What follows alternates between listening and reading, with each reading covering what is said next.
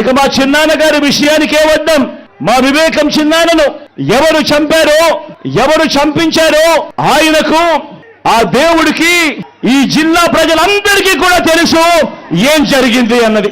కానీ బురద జల్లేందుకు ఇద్దరు చెల్లెమ్మలను ఎవరు పంపించారో, వారు వెనకాల ఎవరు ఉన్నారో మాత్రం మీ అందరికీ కూడా రోజు కనిపిస్తూనే ఉంది.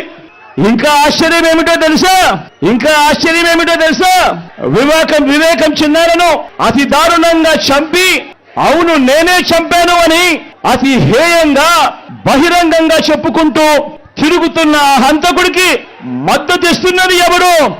మీరే రోజు చూస్తున్నారు కదా అని అడుగుతా ఉన్నాను. చిన్నారను అన్యాయంగా ఎమ్మెల్సీ ఎన్నికల్లో ఓడించిన వారితోనే, సంఖ్యాబలం లేకపోయినా కూడా ప్రలోభాలతో, అధికార బలంతో ఓడించిన వారితోనే ఈరోజు చట్టా పట్టాలు వేసుకొని తిరుగుతా ఉన్నారు అనంటే దానికి అర్థమేమిటి అని చెప్పి సందర్భంగా అడుగుతా ఉన్నా. చిన్నానకు రెండో భార్య ఉన్న మాట వాస్తవం అవునా కాదా? ఆ రెండో భార్యతో తనకు సంతానం ఉన్న మాట వాస్తవం అవునా కాదా?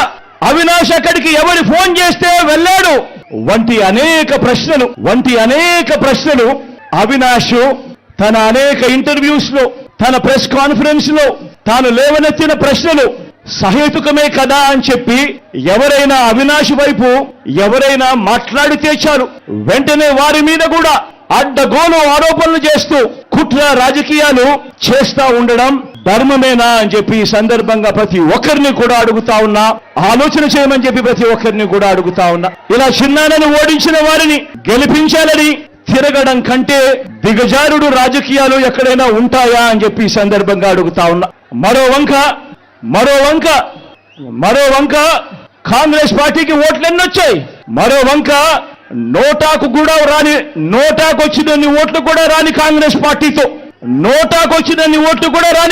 పార్టీతో, రాష్ట్రాన్ని విడగొట్టిన కాంగ్రెస్ పార్టీతో, ప్రత్యేక హోదాను విభజన చట్టంలో చేర్చకుండా రాష్ట్రాన్ని దుర్మార్గంగా విడగొట్టి రాష్ట్రానికి అన్యాయం చేసిన ఆ కాంగ్రెస్ పార్టీలో చేరి వైఎస్ఆర్ గారి పేరును ఆయన చనిపోయిన తర్వాత ఛార్జ్ షీట్ లో పెట్టిన ఆ కాంగ్రెస్ పార్టీకి మొత్తంగా వైఎస్ఆర్ గారి పేరునే తుడిచివేయాలని, కనబడకుండా చేయాలని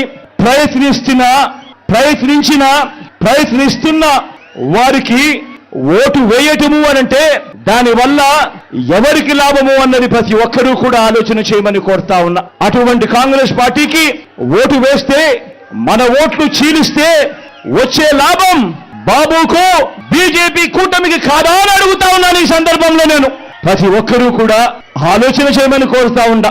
ఇదంతా కూడా మన ఓట్లను విడగొట్టి వాళ్ళను గెలిపించాలనే ప్రయత్నం కాదా అని అడుగుతా ఉన్నాను ఈ సందర్భంగా.